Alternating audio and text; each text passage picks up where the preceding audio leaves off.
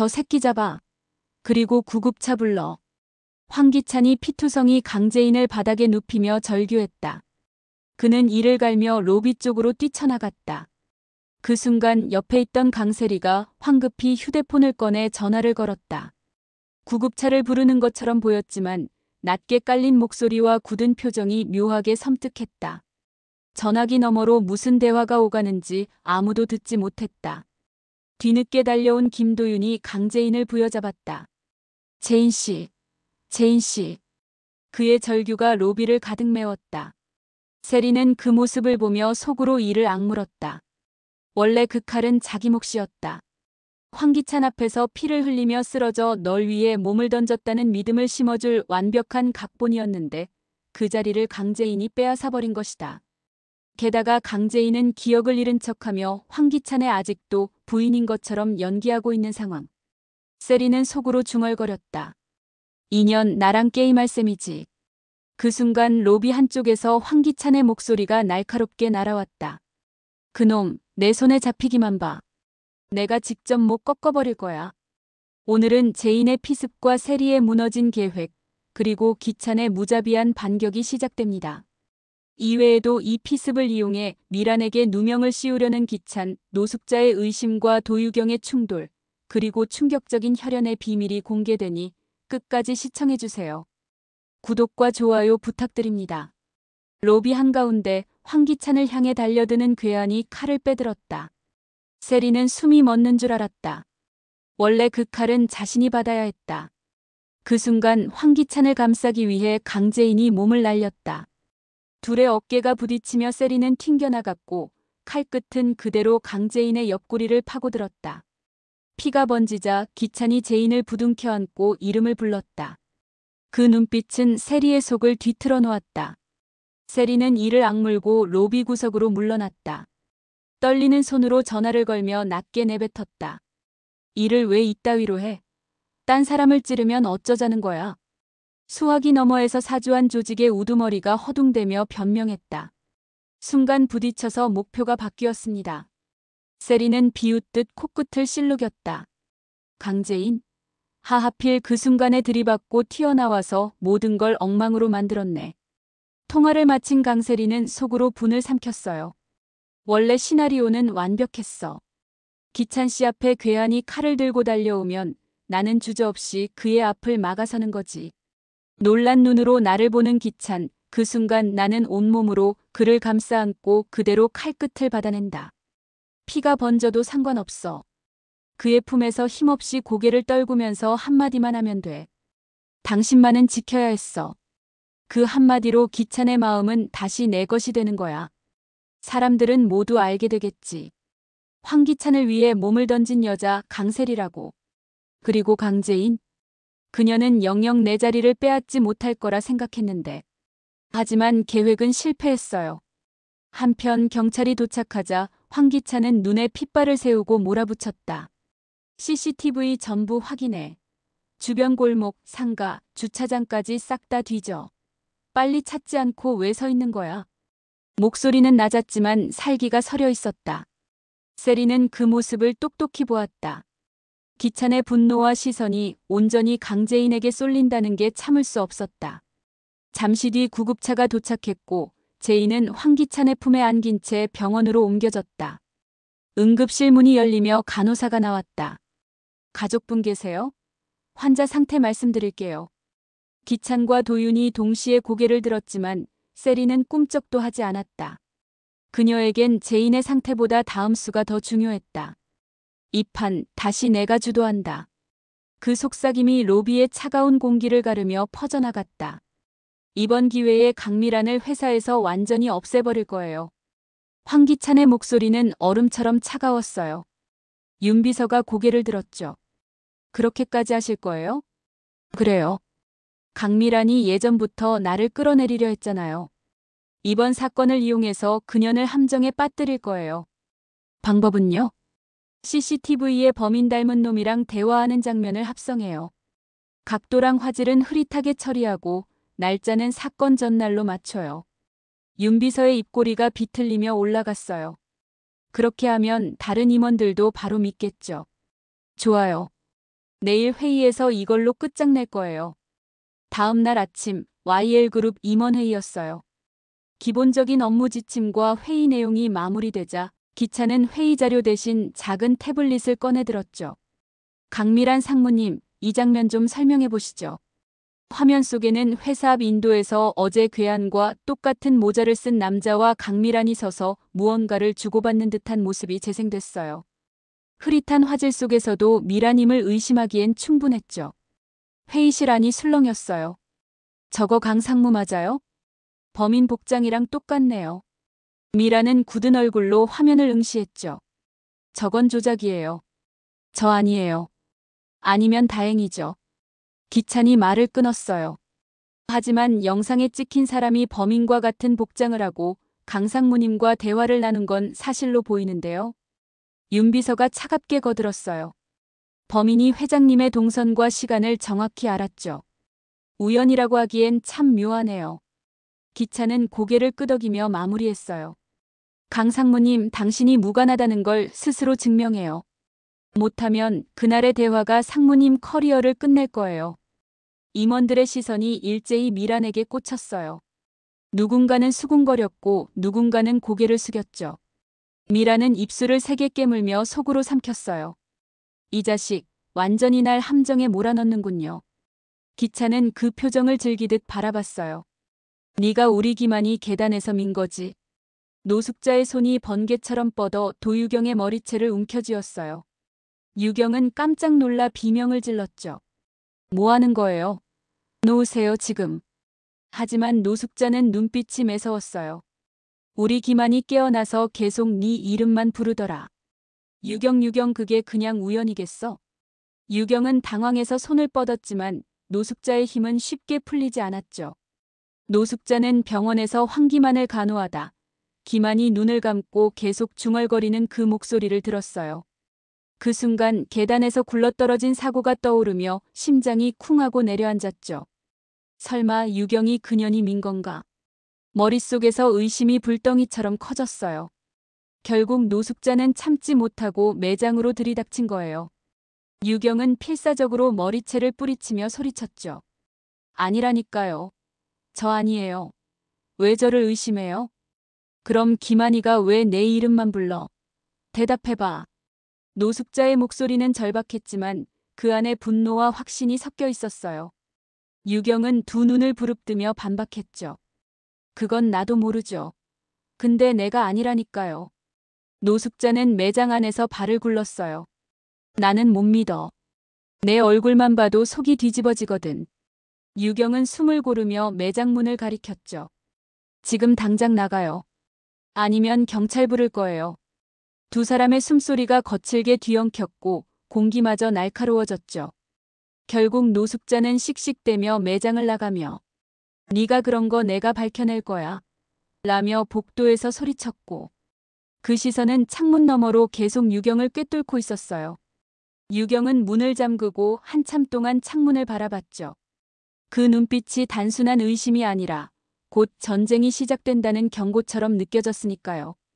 잠깐 무슨 서류야? 현관 앞을 막아선 강세리의 목소리는 낮았지만 날카로움이 묻어 있었습니다. 윤 비서는 봉투를 더 단단히 움켜쥐고 짧게 대답했습니다. 회장님 지시사항입니다. 세리는 미간을 좁히며 한 발 다가섰습니다. 그게 무슨 뜻이야? 내가 모를 일이라도 있어? 윤 비서는 시선을 피하지 않고 담담히 말했습니다. 필요하시면 회장님께 직접 물어보세요. 세리의 표정이 굳어졌습니다. 그래, 나를 완전히 배제하겠다는 거네. 윤 비서는 대꾸하지 않고 몸을 비켜 세우며 현관 쪽으로 걸음을 옮겼습니다. 문턱을 넘기 직전 그는 고개를 돌려 차갑게 던졌습니다. 당신이 어떤 사람인지 이미 충분히 알고 있습니다. 그 말이 무심하게 떨어졌지만 세리의 심장은 정통으로 맞은 듯 요동쳤습니다. 뭐라고 했어? 세리가 되물었지만 대답은 문 닫히는 소리에 섞여 사라졌습니다. 남겨진 정적 속에서 세리는 깊게 숨을 들이켰습니다. 방금의 눈빛은 단순한 무시가 아니었습니다. 자신을 대체할 준비가 끝난 사람의 냉정함이었죠. 머릿속이 하얘지며 심장이 빠르게 뛰었습니다. 이 집에서 내가 차지한 자리가 정말 끝나가고 있는 건가? 그동안 어떻게든 붙잡아온 자리가 손가락 사이로 미끄러져 떨어지는 듯한 감각이 엄습했습니다. 발끝이 허공을 밟는 것처럼 불안정했고 손끝이 차갑게 굳어갔습니다. 세리는 테이블 위 꽃병을 거칠게 밀어버렸습니다. 유리 파편이 바닥에 부서져 흩어졌지만 그 소리로도 가슴속 깊이 차오른 서늘한 공포는 사라지지 않았습니다. 황기찬 곁에서 밀려난다면 모든 게 끝이었습니다. 그 순간 세리는 비로소 깨달았습니다. 지금 자신의 발밑은 이미 절벽 끝이라는 것을, 그리고 그 절벽 아래에는 되돌릴 수 없는 추락이 기다리고 있다는 것을. 황기찬은 이미 강세리를 의심하고 있었다. 하지만 확실한 증거를 잡지 못해 분노만 쌓여가던 차였다. 그날 오후 그는 집안 거실을 지나던 중 창가 쪽에서 휴대전화를 붙들고 있는 세리를 발견했다. 세리는 목소리를 최대한 낮추고 있었다. 뭐라고? 일이 이렇게 끝났는데 돈을 더 달라고? 수화기 너머에서는 거친 숨소리와 함께 공범의 목소리가 흘러나왔다. 계획이 틀어졌으니 더 필요하단 말입니다. 위험이 커졌어요. 세리의 입술이 비죽거렸다. 위험? 웃기지 마. 너희는 제대로 한 것도 없으면서 돈 타령이야? 일이 성공되지 않았는데 무슨 돈 타령이냐고. 그녀는 단호하게 전화를 끊었다. 황기찬은 그 장면을 처음부터 끝까지 지켜보고 있었다. 전화기에서 손을 떼는 순간 두 사람의 시선이 정면으로 마주쳤다. 세리의 표정이 굳었다. 언제부터 거기 있었어? 내가 무슨 짓을 했는지 다 들었어. 그의 목소리는 낮았지만 한 단어 한 단어마다 서리빨 같은 기운이 스쳤다. 강재인을 또 죽이려 한 거냐? 너 정말 어디까지 갈 거니? 세리는 잠시 눈을 피하다가 마치 결심한 듯 입을 열었다. 아니야. 사실은 내가 당신의 믿음을 되찾으려고 꾸민 일이었어. 뭐라고? 원래는 내가 칼에 맞아야 했어. 그럼 당신은 다시 나를 믿었을 거야. 그리고 강재인 기억상실증 아니라고 한 내 말 믿어줄 거라 생각했어. 그런데 강재인이 끼어들어서. 기찬은 차갑게 웃었다. 그 말 누가 믿을 것 같아? 내 입에서 나오는 건 전부 거짓말이잖아. 세리는 무언가 더 말하려 했지만 그때 기찬의 휴대전화가 울렸다. 그는 전화를 받으며 세리에게서 시선을 거두지 않았다. 여보세요? 수화기 너머 간호사의 다급한 목소리가 들려왔다. 회장님, 황기만 씨가 의식을 되찾았습니다. 기찬은 짧게 숨을 들이켰다. 그 눈빛이 다시 세리에게로 돌아왔을 때 분노와 의심은 여전히 사라지지 않았다. 눈 떴어요. 간호사의 떨린 목소리가 병실 공기를 흔들었어요. 침대 위 강재인의 눈꺼풀이 천천히 떨리더니 마침내 조심스럽게 열렸죠. 황기찬은 의자에서 벌떡 일어났어요. 재인아, 나야 괜찮아? 강재인은 숨을 가다듬으며 낮게 물었어요. 여기 병원이에요? 그래, 넌 지금 안전해. 너무 움직이지 마. 잠시 침묵이 흘렀어요. 그러다 그녀의 시선이 곧장 황기찬의 팔과 어깨로 향했죠. 당신은 다친 데 없어요? 기찬은 놀란 듯 미간을 좁혔어요. 난 괜찮아. 걱정할 건 내 몸이지. 지금 내가 얼마나 피를 많이 흘렸는지 알아? 제이는 힘겹게 고개를 저었어요. 그건 괜찮아요. 난 진짜 당신이 무사한 게 다행이에요. 그 말에 기찬은 잠시 말을 잇지 못했죠. 그의 눈빛 속에 미묘한 흔들림이 스쳤지만 곧 차갑게 가라앉았어요. 간호사가 다가와 활력 징후를 확인하며 말했어요. 환자분, 아직 안정을 취하셔야 합니다. 무리하게 대화하지 마세요. 기찬은 고개를 끄덕이며 간호사에게 자리를 비켰죠. 하지만 시선은 여전히 제인에게서 떨어지지 않았어요. 간호사가 나가자 제인은 얕은 숨을 내쉬며 다시 입을 열었어요. 당신이 다치면 난 정말 견딜 수 없어요. 기찬은 의자에 앉아 그녀의 손을 잡았어요. 내가 왜 이런 일을 당해야 했는지 꼭 알아낼 거야. 그의 목소리는 낮았지만 결의가 담겨 있었어요. 제인은 그의 손끝에 스치는 미묘한 온기를 느끼며 눈을 감았죠. 그 순간 마음속에 또 다른 목소리가 피어올랐어요. 이제 내가 어떤 짓을 해도 당신은 나만 믿게 되겠지. 강세리, 내 짓이라는 건 다 알고 있어. 이제 끝이 보인다. 넌 내가 끝까지 무너뜨릴 거야. 오성 씨, 나 큰일 났어. 강미란의 목소리가 떨렸어요. 그녀는 공원 벤치에 털썩 앉아 두 손을 꼭 잡았죠. 지난 회의에서 기찬이 임원들 앞에서 나를 범인 배후라고 몰았어. 강재인을 찌른 괴한 뒤에 내가 있었다고. 정호성의 눈썹이 치켜 올라갔어요. 뭐? 그 자식이 또 그런 짓을? 미라는 고개를 끄덕였죠. 영상까지 준비했더라. 조작이었지만 다들 의심하더라고. 나 이제 끝난 것 같아. 오성은 깊게 숨을 들이쉬더니 단호하게 말했다. 걱정 마. 그런 얕은 수는 금방 드러나게 돼 있어. 너 잘못 없잖아. 내가 곁에 있을 거야. 그 말에 미라는 잠시 눈을 감았다 떴어요. 잠시 침묵하던 오성이 시선을 그녀에게 고정했어요. 그런데 나 진짜 궁금한 게 하나 있어. 뭔데? 강승우 친부가 어떻게 된 거야? 그 순간 미란의 눈빛이 미묘하게 흔들렸어요. 그는 숨을 고르더니 낮게 속삭였죠. 사실 승우는 내 아들이야. 오성의 표정이 굳었어요. 뭐라고? 얼마 전에도 같은 일이 있었지? 그날도 그랬어. 우리 둘 다 술에 취했고 지난번처럼 옛날에도 같은 일이 있었어. 그리고 그때 승우가 생긴 거야. 오성은 말을 잇지 못했죠.